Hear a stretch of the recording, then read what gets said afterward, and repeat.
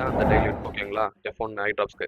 இது வந்து பார்த்தீங்கன்னா அந்த F1 வேக்சின். அந்த டைல்யூட்டை நம்ம எடுத்து அந்த பவுடர் ஃபார்மேட்டில் இருக்கும், அதில் நம்ம இன்ஜெக்ட் பண்ணி நம்ம ஃபஸ்ட்டு மிக்ஸ் பண்ணிக்கணும், லிக்விட் ஃபார்முக்கு மாற்றணும். ஃபஸ்ட்டு சாலிடாக இருக்கும், அந்த சாலிடை வந்து பார்த்தீங்கன்னா லிக்விட் ஃபார்முக்கு கன்வெர்ட் பண்ணணும்.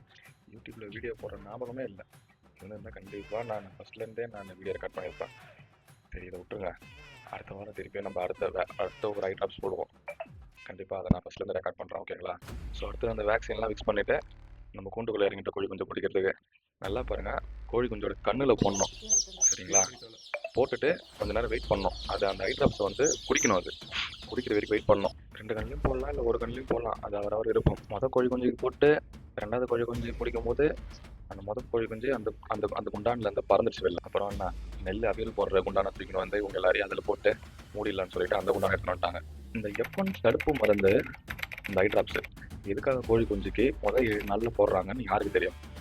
தெரிஞ்சால் கமெண்ட் பண்ணுங்கள். யூடியூப்பில் ரிலேட்டடாக 1000 வீடியோ இருக்கும், தெரிஞ்சது தான். ஆனால் இதில் நம்ம வீடியோ தனியாக இருக்கும், நான் நம்புகிறேன். மக்களே, நான் உங்களுக்கு எக்ஸ்பிளைன் பண்ணுறேன்.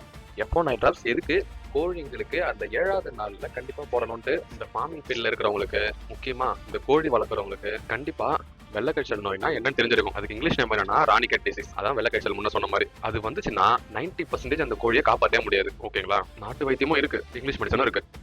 அந்த இங்கிலீஷ் மெடிசன்ல ஒன்று தான் இது வந்து ப்ரிகாஷனுக்காக போடுறது. இது போட்டா கண்டிப்பா வராதுன்னு சொல்ல முடியாது, வர்ற பர்சன்டேஜ் வந்து ரெடியூஸ் ஆகும். ஐ ட்ராப்ஸ், இந்த F1 ஐ ட்ராப்ஸ் போடுறோம்ல, இது போட்ட கோழி குஞ்சுகளுக்கும் இது போடாத குஞ்சுகளுக்கும் கம்பேர் பண்ணும்போது கொஞ்சம் எதிர்ப்பு சக்தி இதுக்கு அதிகமா இருக்கும். ஒரு 50 கோழி குஞ்சுக்கு மேல நீங்க வந்து எடுக்கிறீங்கன்னா கண்டிப்பா இது போறது பெஸ்ட். ஒரு வழியா 30 கோழி குஞ்சு போட்டாச்சு. கடைசி 4 கோழி குஞ்சு அதை குனிஞ்சு பிடிச்சி போட்டு முதுவலி எடுத்துக்கிச்சு. நான் ஒரு வீடியோல சொல்லியிருந்தேன், நம்ம கிட்ட இன்குபேட்டர் கிடையாது, தாய்க்கோழி கிட்ட வச்சுதான் நம்ம ஹேச்சிங் பண்றோம்ட்டு. அதாவது ஒரு தாய்க்கோழி எப்படி 34 முட்டையை அடை காத்து பொறிச்சு எடுக்கும் அப்படின்னு நீங்க யோசிச்சிங்களா? நம்ம எப்பயுமே தனித்தனியா வைப்போம்.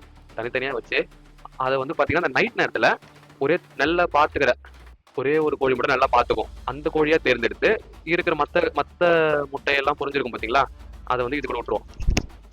அட்லாஸ்ட் நம்ம ஒர்க் முடிஞ்சிருச்சு. பாத்தீங்களா, 34 கோழி குஞ்சு, சாரி 30 கோழி குஞ்சு, உள்ள 4 இருக்கு. ஸோ அவங்களை அப்படியே உள்ள கொட்ட வேண்டியதுதான். கொட்டணும் பாருங்க, எப்படி அவங்க அம்மா கிட்ட ஓடுவாங்க பாருங்க. இந்த மெண்டல் பையலுங்க நம்ம எதை கடத்திட்டு போற மாதிரி அவங்க அம்மா கிட்ட எப்படி ஓடி உட்காருது பாருங்க. பாருங்க, மேலே ஏறி பறந்து உட்காராம பாருங்க. கிட்ட வச்சு காமிக்கிறேன் பாருங்க. பாத்தீங்களா, எல்லாம் அவங்க அம்மாவை போட்டு சுத்தி உட்காந்துட்டு இருக்காங்க.